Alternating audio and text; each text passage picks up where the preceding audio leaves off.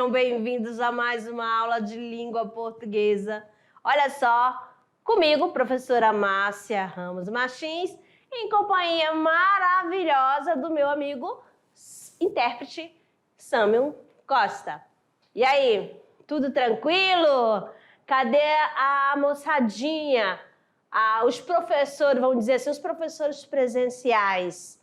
Tudo beleza, professor? Aí eu vou logo no início cobrando o quê? A nossa foto. Quando eu falo a nossa foto, é a foto da turma, tá certo? Dos amadinhos. Alguns professores enviaram, estou agradecida, e esquecendo de colocar o nome da turma, tá certo? Coloque o nome da escola, a cidade e o seu nome também. Belezinha? Então, vamos lá, amados, para a nossa aula 29.1. Sobre o que, amadinho? De olho na tela, acompanhe comigo. Nós temos gêneros, né, literário. Agora a parte 2, vamos trabalhar o lírico, o estudo do poema, tá certo? Vamos lá, então. Nossa árvore do conhecimento com a temática da aula, mais um objeto de conhecimento, objeto de estudo para você armazenar no seu HD. Beleza? Então, aqui, amadinha, olha só, nós temos aqui uma imagem. Esse daqui é do livro, né? Dom Casmurro, mas só que não é o livro, na verdade, esse daqui é de uma série, né, Capitu, que passou em TV aberta. Beleza? Então, vamos lá então.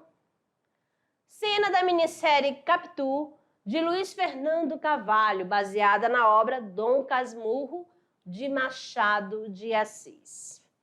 Que conta esse momento, vamos relembrar. O momento em que Bentinho descobre seu amor por Capitu. É considerado um dos mais poéticos da literatura brasileira. Embora possa haver poesia em romance, em uma canção, em um filme, é no gênero poema que ela se manifesta na sua plenitude. Então, aqui, esta cena está mostrando, né, em que os dois, né, percebem-se que tem um carinho especial. Lembra lá Dom Casmurro? Ai, professora, ainda não. Nunca li Dom Casmurro. Vai chegar o dia, vai chegar aquele momento. No segundo ano nós temos, né, esta obra como indicação. Beleza? Para a leitura. Assim como você tem a indicação de Alto da Barca do Inferno, na primeira unidade, vai ter também esta obra de Dom Casmurro no segundo ano. Certinho? Beleza? Então, continuando. Gênero lírico, expressão do eu. Eu lírico, a emoção, né? A subjetividade. Lá, nesse gênero lírico, nós não teremos o quê? O narrador, que é aquele que vai contar a história. Mas sim, nós vamos ter a voz do poema, que chama-se o eu lírico. Em sua poética, Aristóteles não trata em profundidade daquilo que modernamente chamamos de poesia.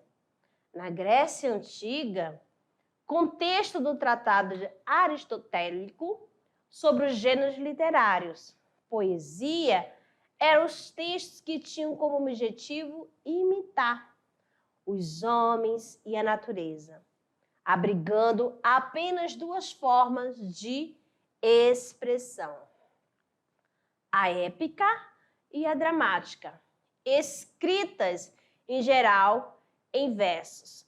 Como a gente já teve uma aula aqui sobre o gênero épico, sobre o gênero dramático. Relembrando que a questão do gênero épico é quando vai contar uma história através de versos, né? Da poesia. Lá você vai encontrar uma aventura.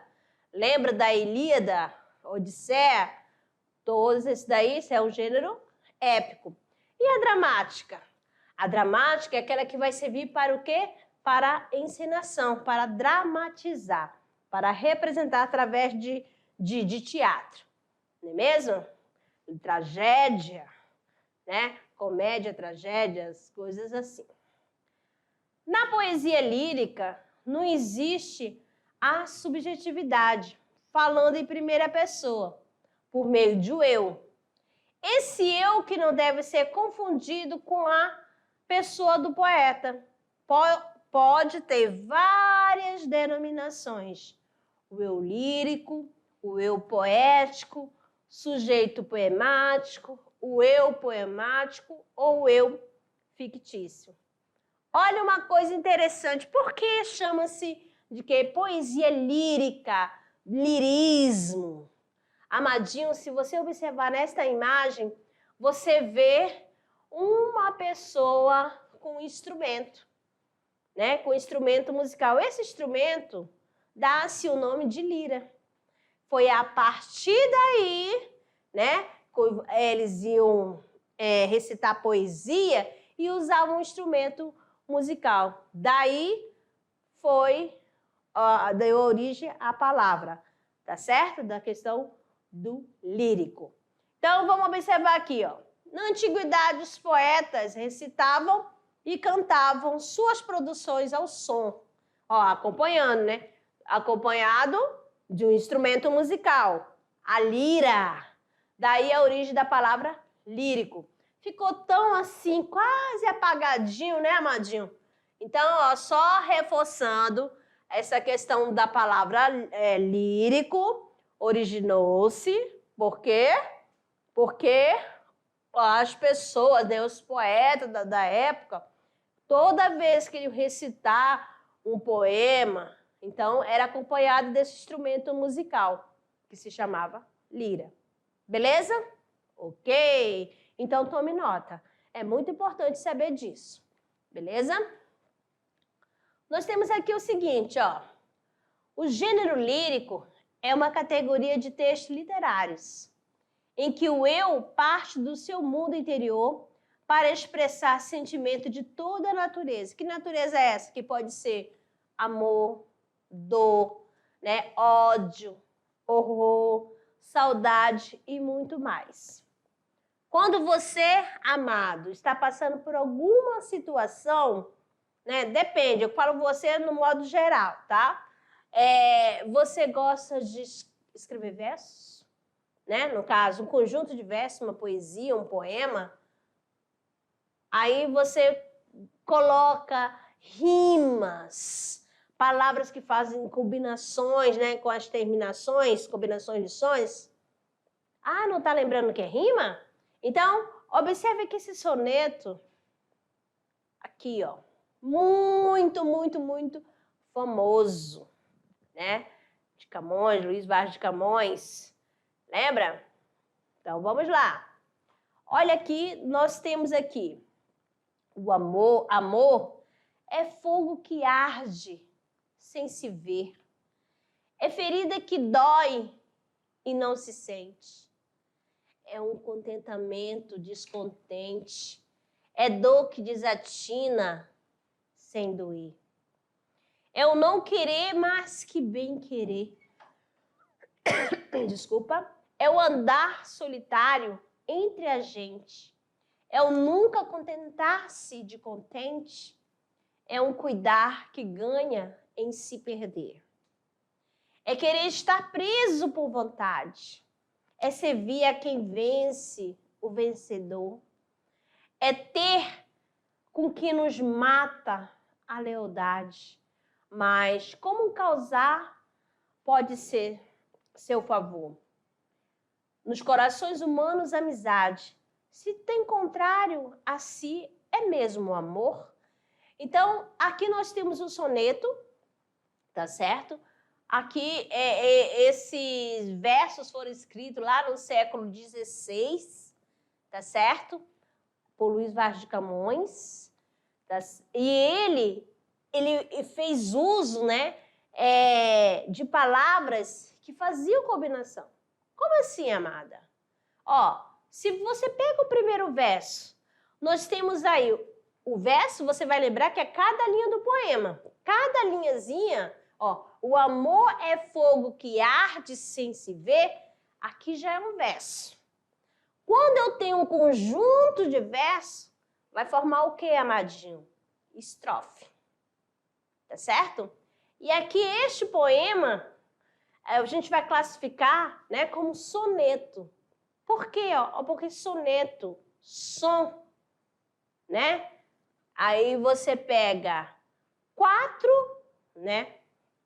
Quatro não. 2 quartetos, né? Que são duas estrofes formadas por 4 versos e 2 estrofes formadas por 3 versos, que são 2 tercetos. Somando tudo, quantos versos possui um soneto? Você é bom em matemática, não é não, amado? Então, 8 mais 6. Aí você automaticamente 14, professor. Então, todo o soneto, essa é a estrutura do soneto, formado por 14 versos. E nesse soneto aqui de Camões, vamos lá descobrindo aqui relacionado à rima. Vamos pegar uma cor para destacar. Vou pegar o branco, tá? Ó, V, eu vou colocar na primeira. Terminou em quê? Eu vou enumerar em A. Vou colocando letra, vou falar, fazendo essa numeração, mas não quer dizer que eu vou colocar número, amadinho. A letra A. Na segunda linha. É ferida que dói e não se sente. Mudou a terminação. Estão percebendo? É sente. Opa, já veio. Aí eu vou colocar o B. É um contentamento descontente. Opa, já tem ente. Ó, ente, né? Sente com descontente. A terminação, ó, sons, né? Parecidos. Tá certo? A fonética aí, vocês estão entendendo essa questão? Estão entendendo? Então, se já terminou em ente 1, então eu vou repetir. B também aqui, ó. Opa, já tem A, B, B. Agora, é dor que desatina sem doer. Tem terminação E? Já apareceu? Sim, amadinha, lá em V. Então, vou repetir o quê? O A. Beleza? É um não querer mais que bem querer. Já tem um E. Repete de novo o A. Aí, e é o andar solitário entre a gente. Já tem ente, coloco o B. Contente, eu vou pegando só para você acompanhando, pegando o final de cada palavra, de cada verso. É um cuidar que ganha sem perder. Já aqui. Aí nós temos aqui vontade. Já tem terminação em ad? Não, né? Qual é a letra que vem do alfabeto? C. Vencedor tem? Também não tem. Aí eu já coloco, já mudou. Lealdade não combina com vontade? Aí você coloca o C. Mas como causar pode ser o favor? Opa! Dei de novo. Ó, favor rimando com, fazendo combinação com vencedor. Nos corações humanos, amizade. Tem ad? Tem. Aí depois você vai, amor, vai combinar com vencedor. Então, toda a estrutura do poema, o soneto, vai ser assim, ó. Beleza? Vamos lá, então. O que é o amor? Os versos foram escritos no século quê? 16 por Camões. Olha o período que Camões, né, ficou neste plano. Nós ficou de 1525 a 1580. Beleza? Então, vamos lá dando sequência, amadinhos. Características do poema. Vamos lembrando aqui, ó. Verso e estrofe. O que eu falei? Qual era o conceito que você, quando eu cheguei aqui, que eu falei que cada linha do poema é um verso. Tá certo? Então, o que o livro traz? Que verso, vou trocar, né, que eu tava com... verso é cada uma das linhas melódicas, né, interrompidas, que constitui um poema. Lembrando lá, né, do verso de Camões. Eu esqueci, como vou esquecer aqui? Amor é fogo que arde sem se ver. Ó, já fiz o verso.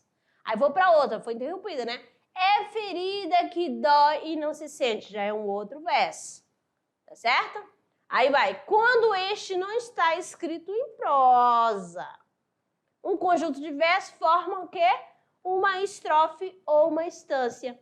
Então, lá você viu. Lembra que eu falei que cada linha é um verso?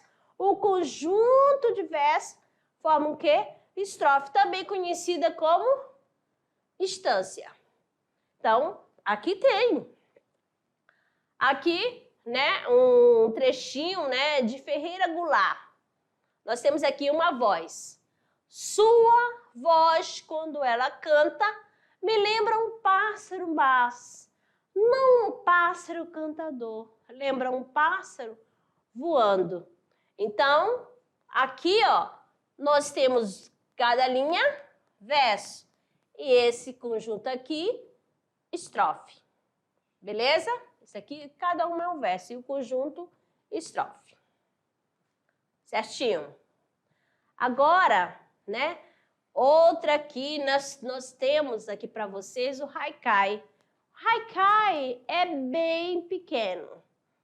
Muito minúsculo. Então, a palavra haikai é formada por dois termos. Hai, que é brincadeira, né? Gracejo. E kai, harmonia, realização. Ou seja, representa um poema humorístico. Então, vamos ver aqui, ó. Você já, depois desse poema aqui, desse haikai de Mário Quintana, vocês vão parar um pouquinho para fazer uma produção de haikai. Vamos lá. Silenciosamente. Sem um cacarejo, a noite põe o ovo da lua. Acabou. Ó, silenciosamente, sem um cacarejo, a noite põe o ovo da lua. Então, aqui eu tenho um haikai. Aí você vai... eu já tinha feito um haikai há trocentos anos, vamos dizer assim. Lá vem a lua. Vamos dizer assim. Lá vem a lua, linda e bela, atrás da pessoa de blusa amarela. Vamos supor assim. Pronto. Nesse pequeno haikai que eu acabei de produzir aqui, já é o quê? Fiz a rima linda e bela atrás da pessoa de blusa amarela. Ele é curto, amadinho, para você fazer um haikai, esse poema. Se você quiser fazer combinação, fica assim, como diz, a musicalidade, né? A sonorização, a harmonia, beleza? Deixa eu tomar uma aguinha para melhorar a voz, tá? Ok? Você pode até pesquisar vários haikai que tem por aí. Vamos ver aqui. Então, em relação à sonoridade, qual dos poemas lidos você prefere? Preste atenção. O de Mário Quintana, o de Camões ou de Ferreira Goulart? Qual o estilo que dá mais sonoridade? Qual o estilo que você gostou? Todos são poemas, mas só que são classificações diferentes. Isso aí é com vocês. Eu, particularmente, eu gosto de Camões, tá bom? Ah, mas isso não quer dizer que o do Mário Quintana não é legal.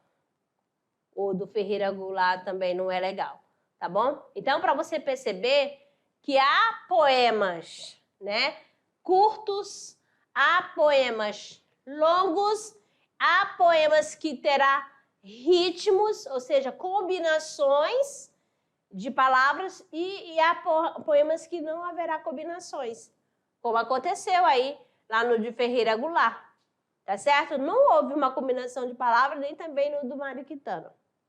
Certinho? Os poemas são formados por uma combinação de sons que obedece a uma regularidade. O efeito resultante da distribuição alternada de sílabas fracas, aí você vai lembrar lá do tempo que a gente estudou as sílabas fracas conhecidas como átonas. E as sílabas fortes, aquelas pronunciadas com mais intensidade, que são as tônicas. Não é assim?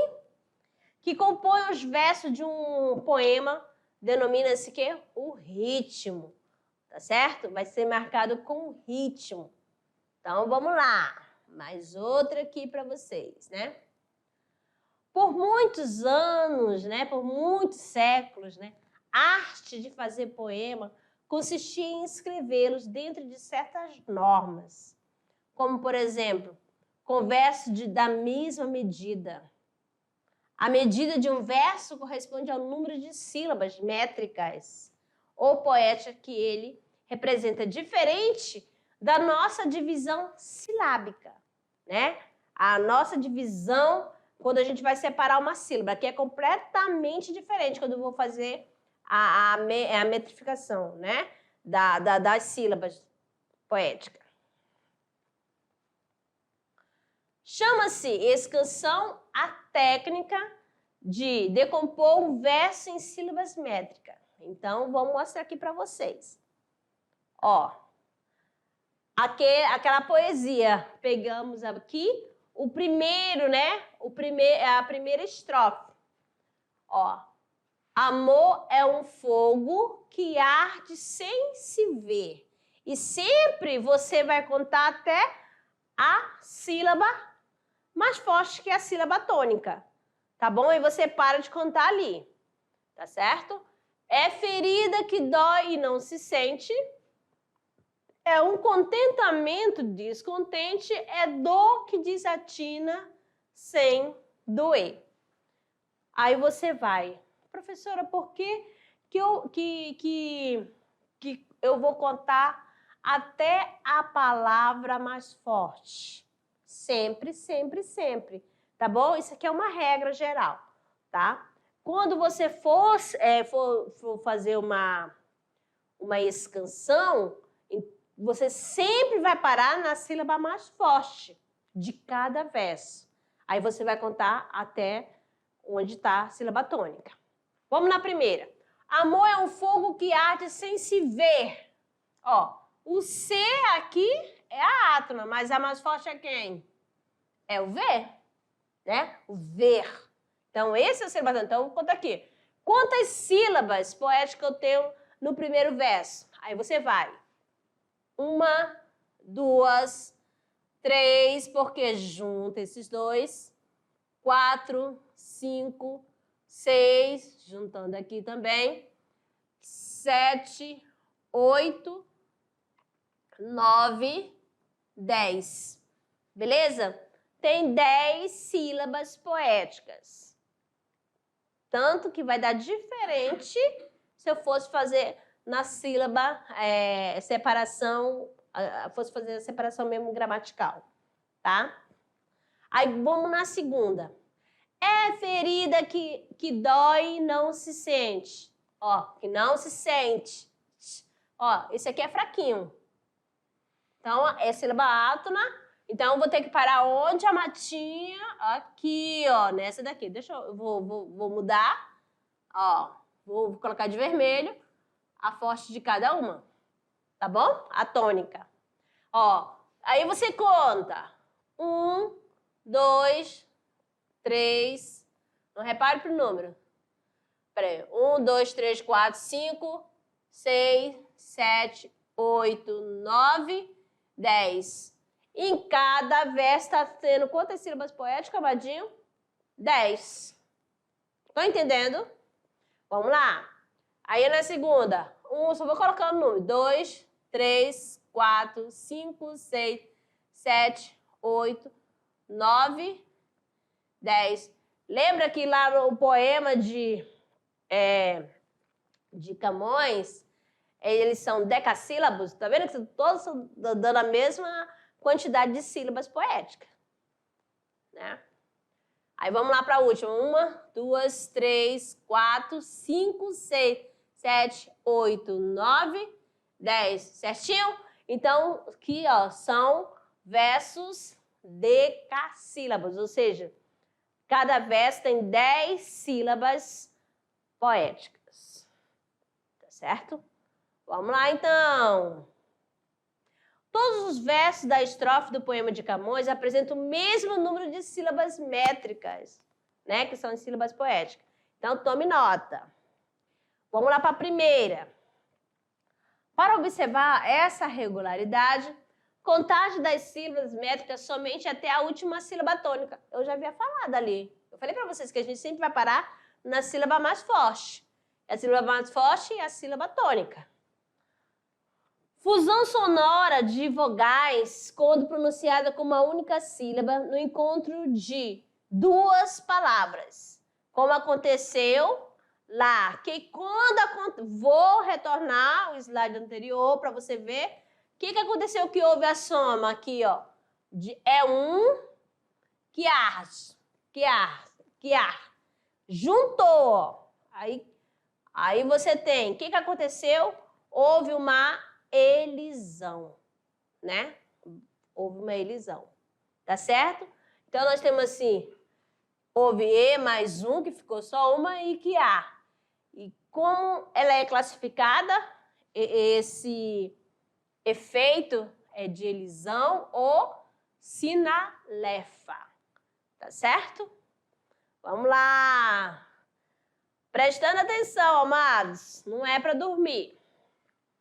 A rima é um recurso musical que se aproveita da semelhança sonora, olha a rima, das palavras situadas no final ou no interior dos versos.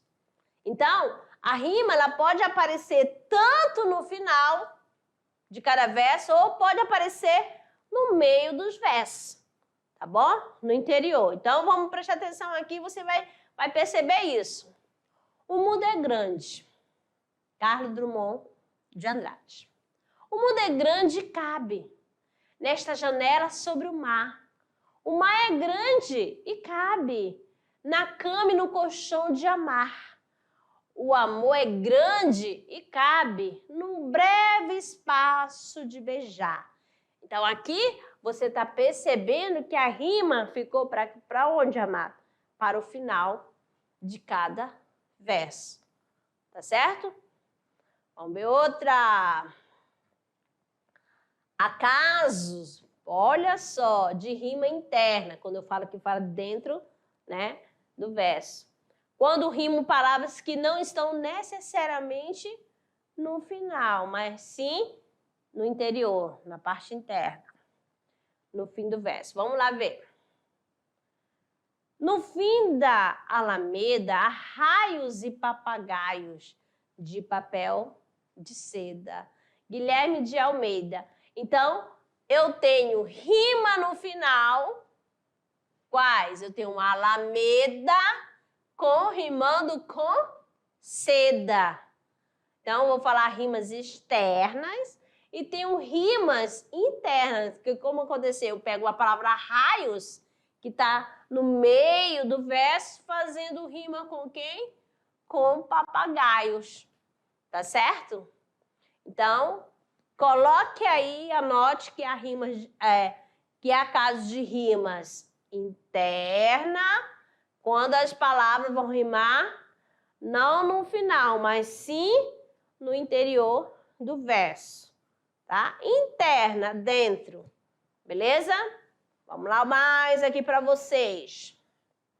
Donzela bela, que me inspira e lira, um canto santo de fremente amor. Aqui, Castro Alves, você é um outro autor que você vai estudar lá no romantismo, no segundão. Não estou assustando ninguém não, tá? Só lembrando que Castro Alves é da segunda geração, nada, é da terceira geração do romantismo. Nós temos aqui donzela, ó, ela bela, inspira lira, canto santo. Então, rimas o quê? interna. Vamos falar assim, já que tem mais de uma, rimas internas. Beleza? Ficou fácil, né? Vamos lá então, amadinho. Quais são as características do gênero lírico? Ó, como eu falei lá no início, que não existe o quê? Narrador.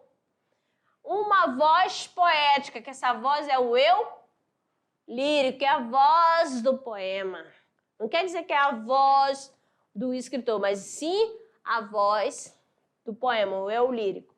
Tem caráter subjetivo, porque vai expressar sentimentos e emoções. Então, aqui nós vamos ver essa questão de qual o objetivo, né? Cada um pode ler um poema e vai interpretar de uma maneira subjetiva, vai mexer com a emoção, dependendo do estado de espírito do leitor. Presença de muitas figuras de linguagem, olha só, a plurissignificação, a linguagem vai ser conotativa, no caso,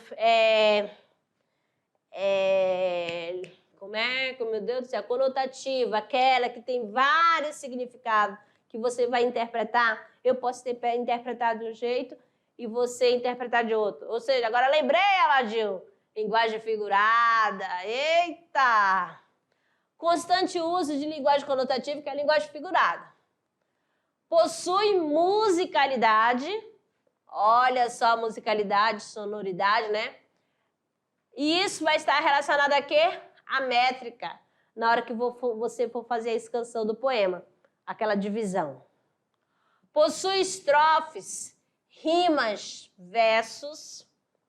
Nós temos aqui também a exteriorização de um universo interior individual. Possui poesia o quê? Escrita em verso, ou seja, poemas. Tá certo? Certinho mesmo. Lembrou da conotação? Lembraram, né? Das figuras de linguagem. Estão lembrando aí? Metáfora, antítese, hipérboles. Tudo isso são figuras, né? Que vão fazer, são os recursos linguísticos. Que é tanto usado em música, em poema, até nos gêneros literários, né? Nos textos literários, que você já sabe. Agora aqui nós temos a canção do exílio. Ó, nesse pequeno fragmento de Gonçalves Dias, você já vai perceber, ó. Minha terra tem palmeiras, onde canta o sabiá. As aves que aqui gojeiam, não gojeiam como lá. Nosso céu tem mais estrelas, nossas várzeas têm mais flores, nossos bosques têm mais vida, nossa vida mais amores. Aí eu pergunto a vocês, quais as palavras, né, que fizeram combinações, sonoras? E vocês percebem que dá a musicalidade, a melodia na poesia, essa melodia. Minha terra tem palmeiras onde canta o sabiá. As aves que aqui gojeiam, não gojeiam como lá. Nosso céu tem mais estrela, nossas várzeas têm mais flores. Nossos bosques têm mais vida, nossa vida mais amores. Ó, flores, amores, né? Sabiá com lá. Tá certo? Então, aqui você já está percebendo algumas palavras e assim, ó, vão fazendo as rimas do poema. Mais outra aqui para vocês agora de Alice Ruiz. Tua voz. Volta em sonho, volta para a vida. A voz me fala, acordada, esse sono sem volta. Aqui, cadê a rima? Mas deixou de ser poesia? Não, é poesia. Então, aqui mostrando para vocês que pode ter combinação ou não. O gênero lírico faz uso da função poética da linguagem. Qual é a função poética da linguagem? Aquela que vai estar ligada à estética, né? À estrutura do poema, tá certo? Marcada por pronomes e verbo na primeira pessoa, assim como a forte presença de figuras de linguagem e sentido conotativo das palavras. Olha só aqui, na canção de Ana Carolina, Garganta. Minha garganta estranha quando não te vejo. Me vem o desejo doido de gritar. Minha garganta arranha a tinta os azulejos do teu quarto, da cozinha, da sala de estar. Minha garganta arranha a tinta os azulejos do teu quarto, da cozinha, da sala de estar. Venho madrugada perturbar teu sono, como um cão sem dono me ponho a ladrar. Então, Amadinho, cante essa música aí, professora, com os Amadinho. Você é professor presencial. Arrase aí, ó, no gogó. Só pausar o vídeo e começar a cantar. Beleza? Então, Amadinho, vamos lá para outro momento que é muito interessante. Eu quero ver agora. É hora de produzir o Trabalhando Gênero. Nós temos o quê? Olha só. Ou nós convidamos você a se aventurar na expressão de seus sentimentos. Este sim, o verdadeiro valor da poesia. Você vai criar o quê? Um haikai, aquele pequenininho, né? Logo no início da aula eu recitei aqui para vocês. Inspire-se no haikai a seguir de Guilherme de Almeida, que mantém a metrificação do haikai tradicional. Olha só, apenas 3 versos, mais do que isso não, tá bom? Ele é curtinho. Infância. Eu gosto de amora, comida com sol. A vida chamava-se agora. Pronto, amada, acabou. Já fiz um haikai. Aqui, o Amadinho, o Almeida, Guilherme Almeida, ele fez a rima amora com agora.